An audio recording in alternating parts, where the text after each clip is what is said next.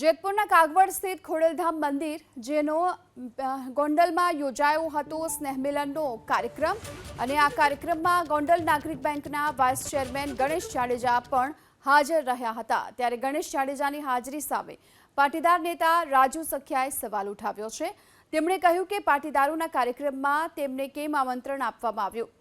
જો કે રાજુ સખિયા અને ખોડલધામના રાજુ સોજિત્રાની એક ઓડિયો ક્લિપ પણ વાયરલ થઈ, જેમાં સખિયા સોજિત્રાને સવાલ કરી રહ્યા છે કે ખોડલધામના કાર્યક્રમમાં ગણેશ ગોંડલને આમંત્રણ કોને આપ્યું અને શું કામ બોલાવ્યો, એ પ્રકારના સવાલ કરવામાં આવ્યા।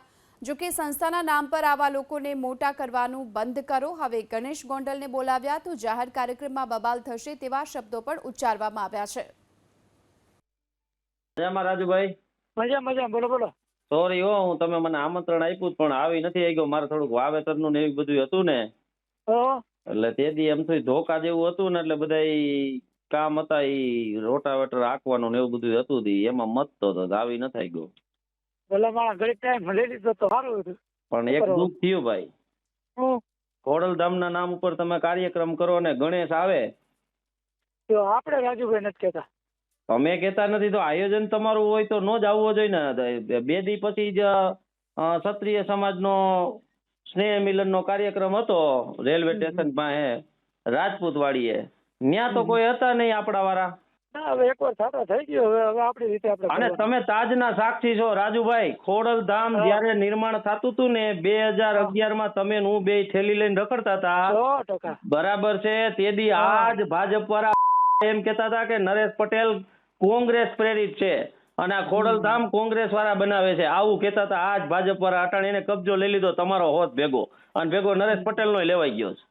ખરેખર યાર જોવો તો ખરા યાર, આવી રીતે નામનો ઉપયોગ કરવાનો છે, આ રીતે સમાજને દોરી જવાનો છે યાર। આયોજન તમે કરો ને કોક તમને આમંત્રણ દઈ દે, અને એવા ગણેશ જેવા દૂષણને જેના બાપે તન મર્ડર લેવા પટેલ સમાજના કર્યા હોય એવાને આ વસ્તુ વ્યાજબી થાય। હવે તમને છેલ્લી વાર ને પહેલી વાર કહું છું, ખોડલધામના નામ ઉપર કઈ કામ થશે એટલે અમે અમારી ટીમ સાથે આવી જશું। ન્યા કોઈ બીન પટેલ આવ્યો હોય છે એટલે માથાકૂટ થાય, અને ઈ બધી રીતની માથાકૂટ થાય, અને ધમકી સમજવી હોય તો ધમકી સમજો, વિનંતી સમજવી હોય તો વિનંતી સમજજો, બરાબર છે?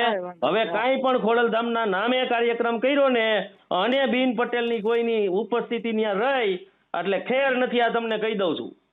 બરાબર। ખોડલધામના પાયા છાપવાના હતા તેથી કારા તડકા, અને તેથી આ બધા એમ કેતા હતા કે આ નરેશ પટેલ કોંગ્રેસીઓ છે, બરાબર। અને મનમોહનસિંહ ની હારે એના ફોટા છે કે એને સન્માનિત કરેલો છે। સતજોતા ટ્રસ્ટ છે ને, એ મનમોહનસિંહ ચલાવે છે અને એની નીચે આ નરેશ પટેલ કામ કરે છે કે ને જે અટાણે તમારો કબજો લઈ લીધો છે, બરાબર। ખોડલધામના નામ ઉપર તો આ વ્યાજબી છે જ નહીં રાજુભાઈ। તમે એવું સમજતા હોય કે તમને કોઈ કહેવા વાળું નથી તો આ કઈ સંસ્થા કોઈના બાપની નથી હો। ભલે તમારી પાસે હોદારિયા તમને જવાબદારી કોઈ હોય, ભલે હું નરેશ પટેલને પત્ર લખવાનો છું, અને આ બાબતે હવે તમને હું ચોખવટ કરું છું કે જો આ બાબતે હવે તમારો કોઈ ફાલતુ હાલતું આવ્યો એટલે ન્યા માથાકૂટ થાય, એવી જ માથાકૂટ થાય વિનુ સંગાડાની અને જે કન્યા છાત્રાલયમાં થઈ હતી ને એવી, ભલે જે 2 જીવ હજી દેવા પડે, સમજાય છે ને આમાં? એમાં મને શું કહેવાનું છે વ્યક્તિગત, એટલે ખોડલધામના નામ ઉપર કામ કરો છો તમે, અને તમે આવા દૂષણોને જો મોટા કરવા નીકળ્યા છો તો તમને આવો અધિકાર દીધો છે કોને? કોઈ નથી દીધો ભાઈ, અમે કોઈનો લીધો નથી, દીધો નથી। તો પછી આ તમે બંધ કરજો ને થાય એમ છે માથાકૂટ હવે, કાંઈ વાંધો નહીં, હાલો, બરાબર? આ પહેલી વાર ને છેલ્લી વાર તમને કોઈ દી મેં કીધું નથી। આની પહેલા તમે ગણેશને બોલાવ્યો હતો, અને આટલો બધો શોખ હોય ને તો પર્સનલ કરો આપણા બાપુજીના નામ ઉપર, બરાબર છે। અને જે કહેતા હોય એને કહી દેજો, અને રેકોર્ડિંગ થતું હોય રેકોર્ડિંગ જેને કેવું હોય કહી દેજો, જયરાજને કેવું હોય તો કહી દેજો કે રાજુ સખિયાએ ધમકીની ભાષામાં વાત કરી છે।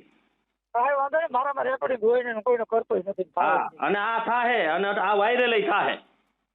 કાંઈ વાંધો આ ધંધો તમે બંધ કરી દેજો હવે ગોંડલમાં, અને નરેશ પટેલને કહીજો તમે તમારે કેવું હોય તો બોલાય જા, ધમકીની ભાષામાં વાત કરી, અમે ગણેશને બોલાવી છે ને એને ઈ સમાજને નથી પોહાતું, અને જેને પોહાતું હોય એને બાપના નામે કરે, એના ઘરમાં કરે, બાપની સંસ્થાઓ નથી, સંસ્થાઓમાં એકેય ટ્રસ્ટીઓએ મૂક્યો છે રિપોર્ટ કે ભાઈ આ અમારો જો આ વાર્ષિક રિપોર્ટ આવ્યો, બરાબર છે, અમારા આટલો ખર્ચ થયો ને આટલું આ મૂકે ને, એટલા બધા સધરના દીકરા હોય તો કે ભાઈ આ અમારો જો આ ઓડિટ રિપોર્ટ છે, અમે જો આ 5 વર્ષમાં આ કર્યું, આ ખર્ચ કર્યો, આ આવક થઈ, આ જાવક થઈ, આ વિકાસ કર્યો, કાંઈ એટલા બધા ઓલા છે મુકતા નથી. બધી સંસ્થાઓ બાપની કરીને બેહી ગયા છે.